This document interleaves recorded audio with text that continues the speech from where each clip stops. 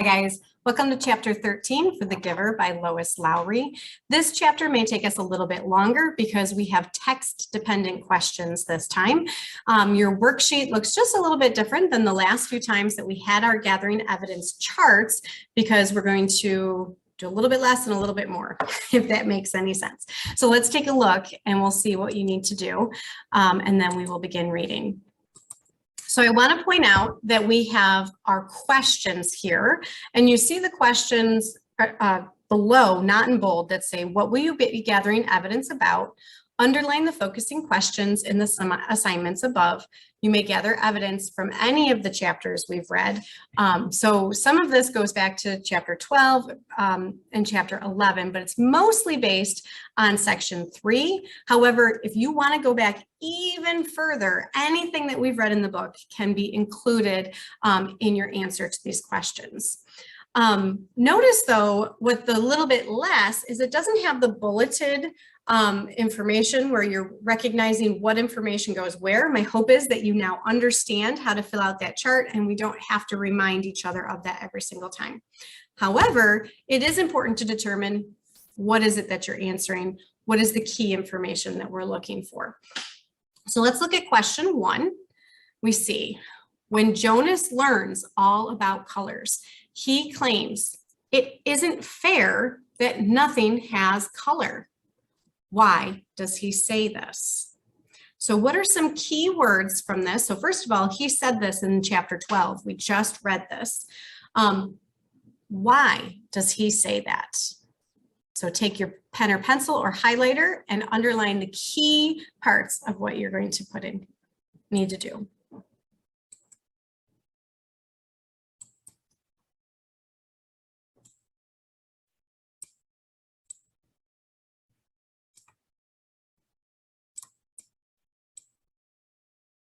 Cursor isn't quite lined up. So obviously, why does he say this is the main question, and isn't fair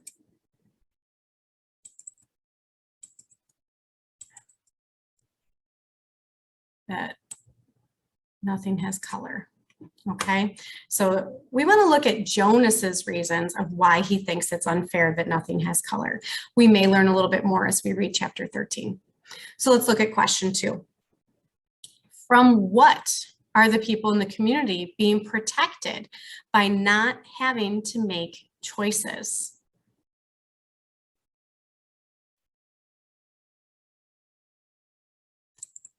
So they're being protected. They don't have to make their own choices. You can underline a little more than that, but those are the key things that we're looking for. Some of this answer could be taken from the end of chapter 12 as well, when the giver mentions some other things, but perhaps we're going to learn more as we get into chapter 13. So on the back side of that, you have the chart that you're filling in. As we're reading, if you come across something else that you want to put into this chart, then we may do that. You want to go back to chapter 11 or 12. You may do that as well. So quote which shows what people are missing by not seeing color. We're going to put that down in here. Quote which demonstrates why Jonas feels not having color is unfair.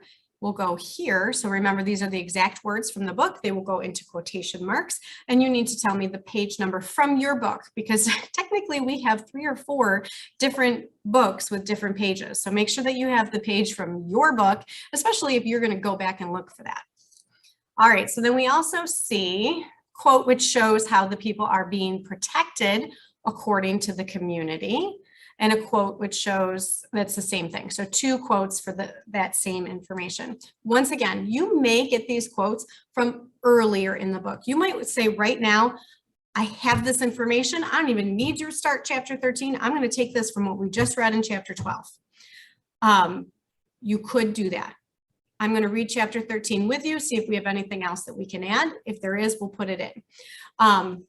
Inference or reasoning, this is your explanation of the quote that you chose and how it's going to answer the question that's on the front. So remember, you always need to make that connection from the quote to answering the question, because that's your support. Now, here's a difference. We did nothing with this last box when we were doing gathering evidence before, where it says used in your writing. Once we finished reading chapter 13, once you finish gathering all of your quotes and information, then we have another page here, and you probably saw this, where it says text dependent questions. And we have lots of lines, not just a couple lines where last time we were only doing the claim. Now you're going to write the whole thing out. So it tells us in the directions, make sure to write a claim, which restates the question and gives an answer. This is your topic sentence, but it's also your proof, your what you are going to argue in this answer. I want to point out these should not be I statements. You're not going to say, I think Jonah said this because. No, you're saying this is the reason Jonah said this, and I can prove it with the information that I'm going to include without saying all those I things I just said. We'll talk about that a little bit more as we compose these a little bit together. Then we have this goofy phrase here where some of it looks familiar. We see ACE R2D2, and I don't know if I've said this in class yet. You have been familiar with ACE going through elementary school. ACE, the A stands for answer, C stands for cite, and E is for explain. So obviously the A for your answer is your topic sentence, your claim. Your cite evidence, you're going to go back to your chart and you're going to pull your quote and you're going to give that evidence. Don't forget to transition into that though. You can't just put a topic and then write a quote. You need to make sure that all of your writing flows and makes sense. And then the E is your explanation, which is probably going to be your sentences that you wrote in that third box explaining how your quote answers a question. So you've already done much of the information that you needed to do. You simply need to make it flow in your writing. Perhaps instead of a transition going into your E, then you are going to use something like this means, this demonstrates, this shows. Now, the next part says R2D2, and that's because I'm a Star Wars fan, right? You know, the little robot R2D2. Yes and no. So R2 is for reason to, detail to. So that actually has it reversed. Instead of cite, explain, you give a reason, you give a detail, and you have to have two of them in your answers. So when we look at our step up to writing format, well, we start with our green. And then we go to a yellow that's transitioning into a reason, detail, or fact. So really you can do either one. Are you going to transition into a reason? Are you going to transition into a detail? And then as you get into your E's are also explanation and more details, but they're connected to the first detail that you put. So it doesn't really matter the order that you do those two in, but you have to have two details, two reasons. Your details can be quotes, or you might decide, I don't want to use the exact words, and now I'm going to paraphrase. That is okay as well. We'll get into that more as we get into this part. Right now, let's read chapter 13. We'll come back to this. My hope, once again, is that we're going to do this together in class because it works a whole lot better when we are talking back and forth. You are writing things down, and I'm able to look at what you're writing and say, yep, that works. Nope, we got to do it this way, etc. If not, I hope this video will also be enough explanation. I had meant to set a timer to make sure that I didn't go over a 30-minute mark, and I forgot to hit start. So let's hope I can keep it short enough for you. Let's take a look at chapter 13. I would like you to read this one with me. Days went by and weeks.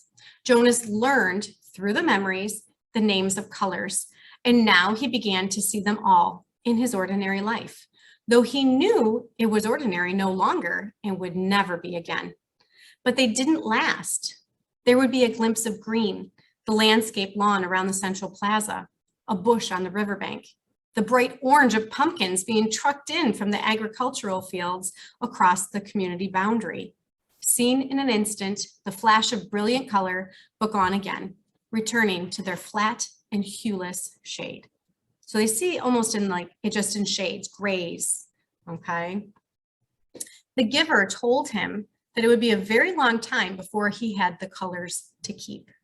But I want them, Jonas said angrily. It isn't fair that nothing has color. Now he's saying it again, so perhaps we're going to come across some details. Not fair, the giver looked at Jonas curiously. Explain what you mean. Well, Jonas had to stop and think it through. If everything's the same, then there aren't any choices. I want to wake up in the morning and decide things, a blue tunic or a red one. He looked down at himself, at the colorless fabric of his clothing, but it's all the same, always. I am going to stop us because this is a really good quote. I'm going to encourage you to put this one in the chart, and I'm actually going to do it with you. And I'm going to take from right here. Actually, I'm going to pull my book out of my drawer and find it, because once I flip off of it. So in that book, I'm on page 97. Let's see if I pulled the same book out, if I'm close. Oh, perfect. I pulled out the same book. Okay, let's go to our worksheet. New share. Here it is. We're going to go back up to the chart. I want to remind you, we are in the detail evidence box. I need to turn my highlighter off. We do not want to highlight. Okay, let's make sure my cursor. Yes, there we go. Remember, I'm going to take exact quotes, and crazy, it is dialogue. So it's actually a quote of Jonas. So once again, I have my double quotes, but now that somebody's talking, I'm going to do a single quote. And it says, if there, oh, I'm sorry, it doesn't say if there, it says, if everything's the same, then there aren't any choices. Exclamation mark. I want to wake up in the morning and decide things. I'm going to stop there. You certainly could add in that next part if you want. Oh, hang on, I gotta end. Single quote, double quote. Okay, you could certainly do a blue tunic or a red one. I would do that within the same piece of evidence. Okay, I found this on page 97. If your book is a little bit different, you need to do a different page. Okay, so for example, if you're reading from this book, it's going to be different. Before you move on, if you choose to explain what this means. Okay, let's go back to the question real quick. So the question is, when Jonas learns all about colors, he claims it isn't fair that nothing has color. Why does he say this? So what is he saying here? He's saying he wants to make his own choices. When my kids were little, used to want to pick out their clothes for the day. I used to want to pick out the most perfect little outfits for my daughters, and I would lay them out. And you know what? Their style is not my style. Very quickly, I learned with both my girls, whose style is completely different from each other even, that they did not want to wear the outfit I picked out. And it was going to save me a whole lot of arguing if I just let them pick out their own clothes. I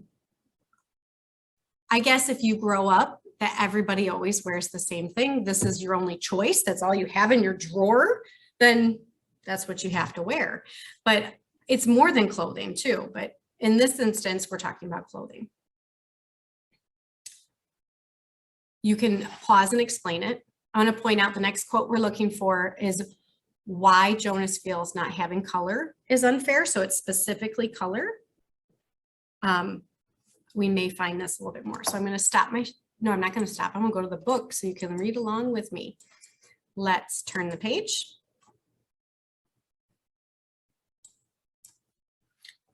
Then he laughed a little.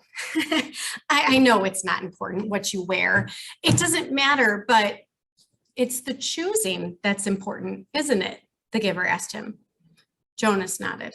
My little brother, he began, and then corrected himself. No, that's inaccurate. He's not my brother, not really. But this new child that my family takes care of, his name is Gabriel. Yes, I know about Gabriel. Well, he's right at the age where he's learning so much. He grabs toys when we hold them in front of him. My father says he's learning small muscle control, and he's really cute. The giver nodded.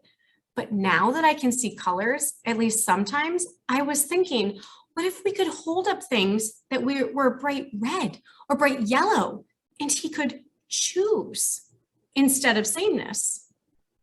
He might make the wrong choices. Oh, Jonas was silent for a minute. Oh, I see what you mean. It wouldn't matter for a new child's toy, but later it does matter, doesn't it? We don't dare to let people make choices of their own. Not safe, the giver suggested. Definitely not safe, Jonas said with certainty.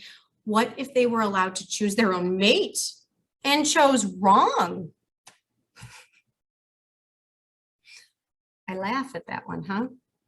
How many people in our society feel that maybe they've chosen the wrong mate?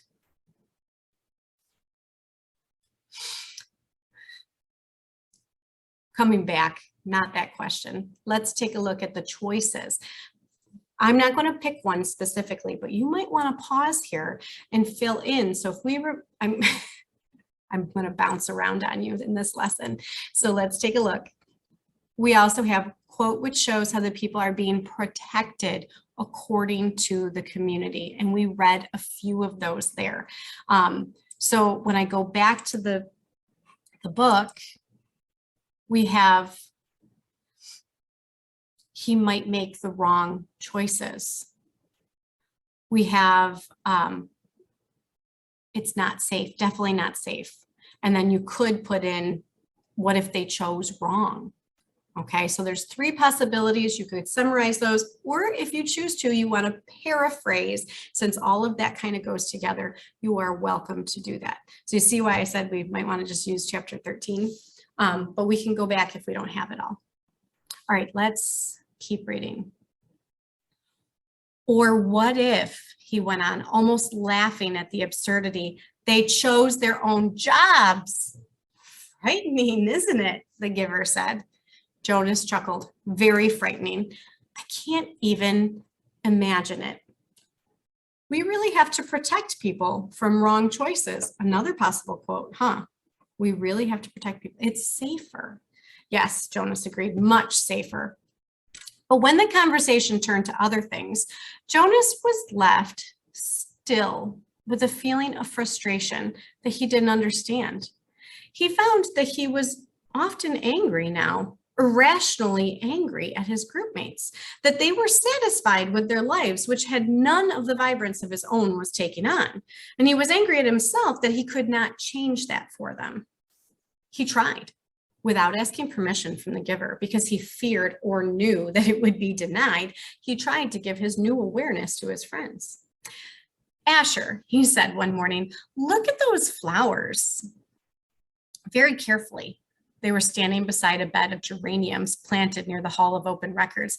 He put his hands on Asher's shoulders and concentrated on the red of the petals, trying to hold it as long as he could, and trying at the same time to transmit the awareness of red to his friend. What's the matter? Asher asked uneasily. Is something wrong? He moved away from Jonas's hands. It was extremely rude for one citizen to touch another outside of family units. No, nothing. I thought for a minute that they were wilting and we should let the gardening crew know they needed more watering. Jonas sighed and turned away. One evening, he came home from his training, weighted with new knowledge.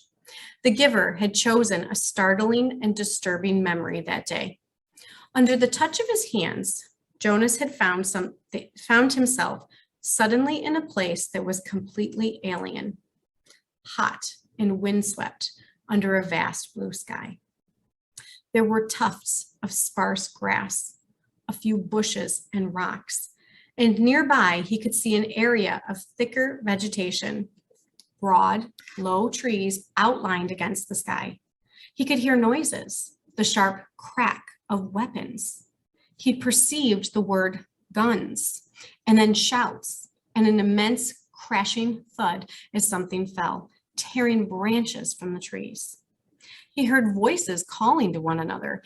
Peering from the place where he stood hidden behind some shrubbery, he was reminded of what the giver had told him, that there had been a time when flesh had different colors. Two of these men had dark brown skin. The others were light. Going closer, he watched them hack the tusks from a motionless elephant on the ground and haul them away, spattered with blood. He felt himself overwhelmed with the new perception of the color he knew as red. Then the men were gone, speeding toward the horizon in a vehicle that spit pebbles from its whirling tires. One hit his forehead and stung him there. But the memory continued, though Jonas ached now for it to end. Now he saw another elephant emerge from the place where it had stood hidden in the trees. Very slowly, it walked to the mutilated body and looked down. With its sinuous trunk, it stroked the huge corpse. Then it reached up, broke some leafy branches with a snap, and draped them over the mass of torn, thick flesh. Finally, it tilted its massive head, raised its trunk, and roared into the empty landscape. Jonas had never heard such a sound. It was a sound of rage and grief, and it seemed never to end. He could still hear it when he opened his eyes and lay anguished on the bed where he received the memories. It continued to roar into his consciousness as he pedaled slowly home. Lily, he asked that evening when his sister took her comfort object, the stuffed elephant, from the shelf, did you know that once there really were elephants? Live ones? She glanced down at the ragged comfort object and grinned. Right, she said skeptically. Sure, Jonas. Jonas went and sat beside them while his father untied Lily's hair ribbons and combed her hair. He placed one hand on each of their shoulders. With all of his being, he tried to give each of them a piece of the memory, not of the tortured cry of the elephant, but of the being of the elephant, of the towering, immense creature and the meticulous touch with which it had tended its friend at the end. But his father had continued to comb Lily's long hair, and Lily, impatient, had finally wiggled her under her brother's touch.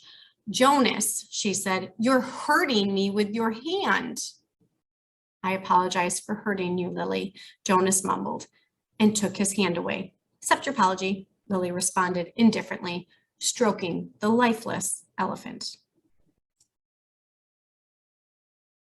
Since there's a break there, I'm going to pause the video here and you can come back as we continue chapter 13.